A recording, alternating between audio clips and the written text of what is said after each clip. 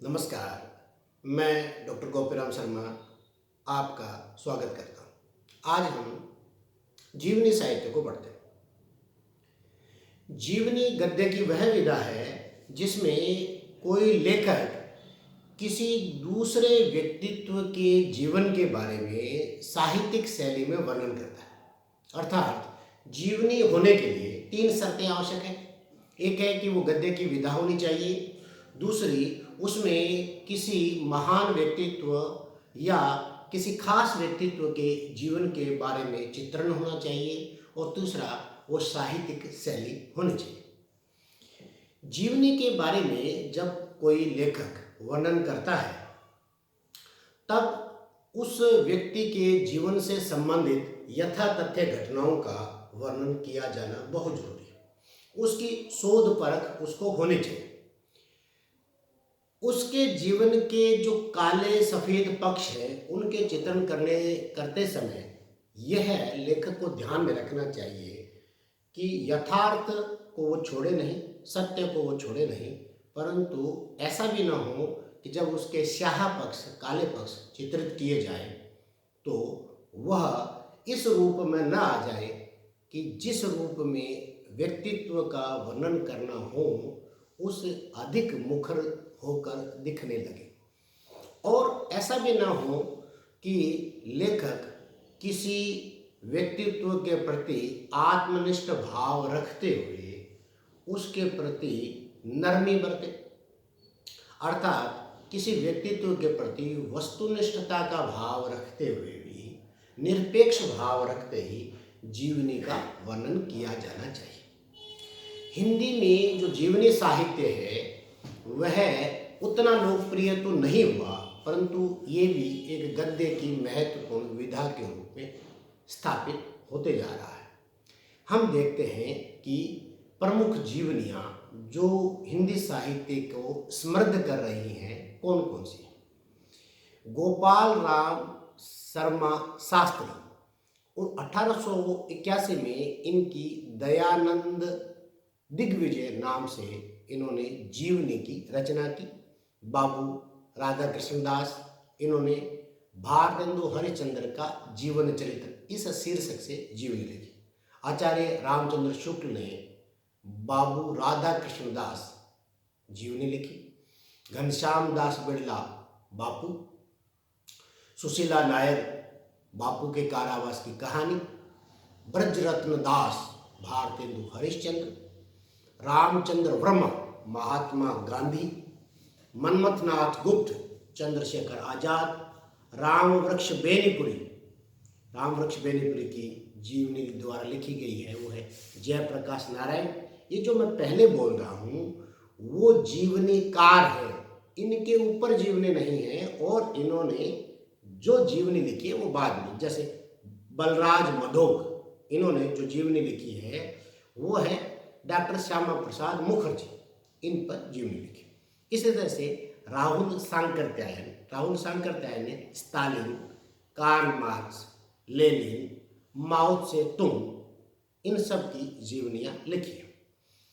ऋषि जैमिनी कौशिक बरुआ इन्होंने माखनलाल चतुर्वेदी की जीवनी लिखी है। जैनेन्द्र अकाल पुरुष गांधी, हंसराज रहबर योद्धा सन्यासी विवेकानंद, अमृतलाल नागर ने चैतन्य महाप्रभु,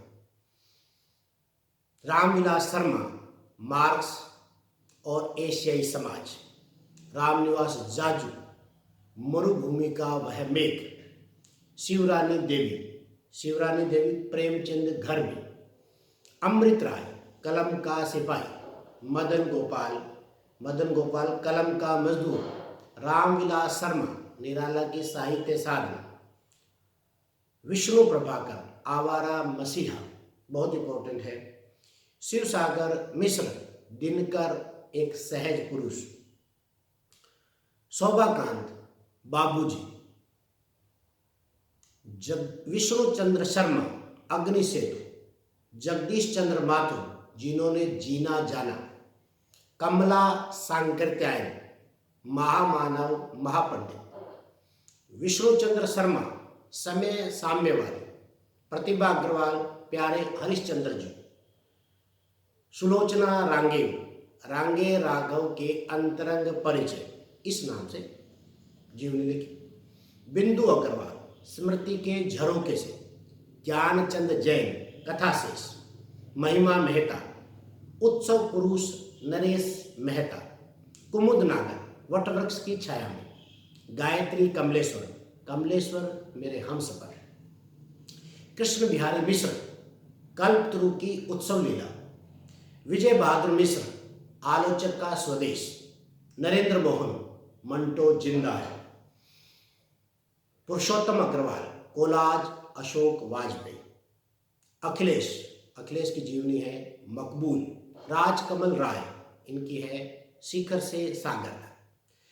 हिंदी के जीवनियों में पहली जीवनी गोपाल राम शर्मा शास्त्री की दयानंद दिग्विजय, इसी को माना जाता है। एक प्रश्न ऐसे भी आता है, जैसे कुछ जीवनियां जिन महापुरुषों पे लिखी गई उनके नाम बिल्कुल स्पष्ट लिखते हैं। जैसे मैं आपको बताता हूँ, रामचंद्र वर्मा ने लिखी है महात्मा गांधी, तो रामचंद्र वर्मा जीवनीकार हुए और उनकी जीवनी का नाम महात्मा गांधी, और जो व्यक्तित्व जिस पर लिखा है वो महात्मा गांधी, मोहनदास करमचंद गांधी। इसी प्रकार हम अगर और ले, जैसे उदाहरण के लिए राम वृक्ष बेनीपुरी की आत्मकथा है जयप्रकाश नारायण, तो ये भी नाम से स्पष्ट है कि राम वृक्ष बेनीपुरी जीवनीकार हुए और उन्होंने जयप्रकाश नारायण, जेपी जो जिनको कहते हैं, उन पर उनकी जीवनी आधारित है। कुछ जीवनियों के शीर्षक ऐसे हैं जिनसे यह पता नहीं लगता कि वह किस व्यक्तित्व पर आधारित है, उनको भी थोड़ा देखते हैं। मैं बोल रहा हूँ, आप देखिए। एक रामनिवास जाजू की जीवनी है मरुभूमि का मेघ। प्रश्न कई बार आता है कि मरुभूमि मेघ किस व्यक्तित्व पर आधारित है, तो वह है घनश्याम दास बिड़ला, राजस्थान के एक बड़े दानी और उद्योगपति समाजसेवी हुए, उन पर जीवनी। इसी तरह से विष्णु प्रभाकर की आत्मकथा को जब भी मैंने पहले भी बताया, बहुत महत्वपूर्ण है। उनकी आत्मकथा का नाम है आवारा मसीहा। ये शरद चंद्र के जीवन पर आधारित है। इसी प्रकार शोभाकांत की जीवनी है बाबूजी। ये बाबूजी जो है वो नागार्जुन के जीवन से संबंधित जीवन पर आधारित है। इसी तरह विष्णु चंद्र शर्मा की जीवनी है अग्नि सेतु, बहुत इंपॉर्टेंट है। ये नजरुल इस्लाम, इन पर आधारित है। इसी प्रकार जो है समय साम्यवादी विष्णु चंद्र शर्मा की एक और जो है जीवनी है। समय साम्यवादी राहुल सांकृत्यायन व्यक्तित्व जो है उन पर आधारित है। इसी तरह से बिंदु अग्रवाल की एक जीवनी है स्मृति के झरोके से। स्मृति के झरोके से का विषय जो है वो भारत भूषण अग्रवाल है। बिंदु अग्रवाल उनकी पत्नी है। ज्ञानचंद्र जैन की आत्मकथा है, जीवनी है कथा शेष। कथा शेष का जो विषय है वो अमृतलाल नागर है। इसी प्रकार आप आगे देखिए कि कृष्ण बिहारी मिश्र कल्पतरु की उत्सव लीला, ये जो जीवनी है ये रामकृष्ण परमहंस पर आधारित है।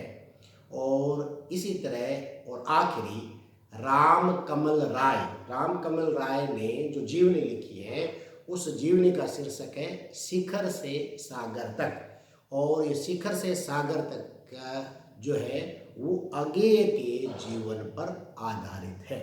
यह भी बहुत महत्वपूर्ण प्रश्न पढ़ने के हिसाब से बन जाते हैं। तो जीवनियों से संबंधित जो प्रश्न अभी तक आते हैं वो जीवनी का जो लेखक है वो कौन है, या जो लेखक है उसने कौन सी जीवनी लिखी है, और इस शीर्षक में किस व्यक्तित्व पर ऐसा ऐसा लिखा गया। तो ये सब आपको ध्यान करना चाहिए। नमस्कार, चैनल को सब्सक्राइब कीजिए, आगे फॉरवर्ड